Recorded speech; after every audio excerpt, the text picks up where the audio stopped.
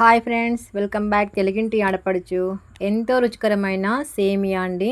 చాలా అంటే చాలా బాగుంటుంది. ఎలా చేయాలో చూసేద్దాం. దీని కొరకు ముందుగా స్టవ్ వెలిగించుకొని ప్యాన్ పెట్టేసుకోవాలి. ఈ ప్యాన్లోకి 2 స్పూన్ల నెయ్యి తీసుకోవాలి. ఈ నెయ్యి వేడెక్కాక ఇందులోకి మనకు కావాల్సిన డ్రై ఫ్రూట్స్ అనేది వేసుకోవాలి. బాదం, జీడిపప్పు అనేది నేను వేసుకున్నాను. మనకు కావాల్సినవన్నీ వేసుకొని మంటని లో ఫ్లేమ్లో పెట్టుకొని దోరగా వేయించుకోవాలి. చూడండి, చూపిస్తున్న విధంగా దోరగా వేయించుకొని పక్కన ప్లేట్లోకి తీసేసుకోవాలి. అలాగే ఇందులోకి కావాల్సినవన్నీ కిస్మిస్ కూడా వేసుకోవాలి. కిస్మిస్ అంటే ఏం లేదండి, ఎండు ద్రాక్ష అన్నమాట. ఇందులోకి వేసుకుంటే చాలా అంటే చాలా బాగుంటుంది. ఇవి కూడా దోరగా వేగాక ప్లేట్లోకి సర్వ్ చేసుకోవాలి. చూస్తున్నారు కదా ఎలా వేగిపోయాయో. చాలా బాగుంటాయండి ఇవి టేస్ట్కి. ఇలా వేగిపోయిన వాటిని పక్కకు తీసేసుకొని మనకు కావాల్సిన సేమియా అనేది తీసుకోవాలి. ఎంతవరకు అవసరమో అంతవరకు సేమియా అనేది తీసుకొని మంటని తక్కువగా పెట్టుకొని లో ఫ్లేమ్ మీద వేయించుకోవాలి. ఇలా చూడండి, దూరగా వేయించుకోవాలి. ఇందులోకి 2 స్పూన్ల నెయ్యి వేసుకొని వేయించుకోవాలి. మళ్ళీ ఇలా దోరగా లైట్గా వేయించుకోవాలి. సేమియా అనేది లో ఫ్లేమ్ మీద వేయించుకున్నట్లయితే మనకు చాలా బాగా ఉంటుంది, రుచి కూడా బాగా వస్తుంది. సో నెమ్మదిగా వేయించుకుంటూ ఉండాలి. ఇలా ఒక 3 నుంచి 4 నిమిషాల పాటు వేయించుకున్నట్లయితే మనకు సేమియా అనేది వేగిపోతుంది. ఇలా వేయించుకున్న సేమియాని మరో ప్లేట్లోకి తీసేసుకోవాలి.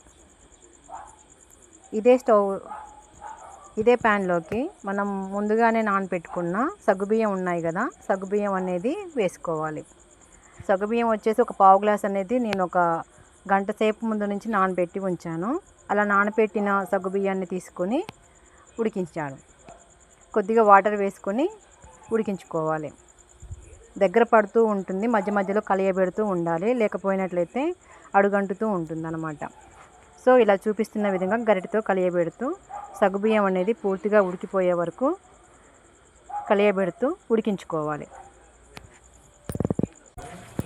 ఇలా చూపిస్తున్న విధంగా కలియబెడుతూ పూర్తిగా దగ్గరగా ఉడికే వరకు ఉడికించుకోవాలి. ఇలా ఉడికిపోయిన సగ్గుబియ్యంలోకి ఒక 3/4 లీటర్ పాలు తీసుకొని కలియబెట్టాలి. నేను తీసుకున్న సేమియాకి అయితే 3/4 లీటర్ లేదా లీటర్ పాలతో సరిపోతాయండి. నేను 3/4 లీటర్ పాలు అయితే పోసాను. ఈ పాలలోకి సరిపడినన్ని నీళ్ళు కూడా పోసి ఉడికించుకున్నాను. ఈ సగ్గుబియ్యం ఇలా కొద్దిసేపు ఇలా ఉడికాక మనం ముందుగానే వేయించి పెట్టుకున్న సేమియా కూడా ఉంది కదా, దీన్ని కూడా వేసేసి ఉడికించుకోవాలి. ఒక 4 నుంచి 5 నిమిషాల పాటు ఇలా ఉడికించుకున్నట్లయితే సేమియా కూడా బాగా దగ్గర పడుతుందండి. ఇలా ఉడుకుతున్న సేమియాలోకి మనకు కావలసిన చక్కెర కూడా వేసుకోవాలి.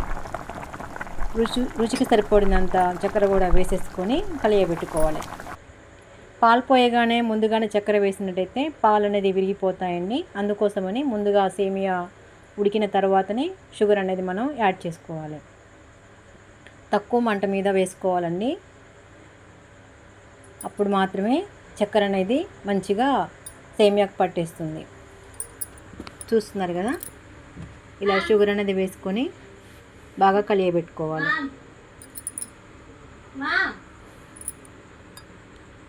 ఇందులోకి మనం ముందుగా వేయించి పెట్టుకున్న జీడిపప్పు కిస్మిస్లు కూడా ఉన్నాయి కదా, అవి కూడా వేసేసుకొని అలాగే 2-3 ఏలకులను దంచి వేసుకోవాలి.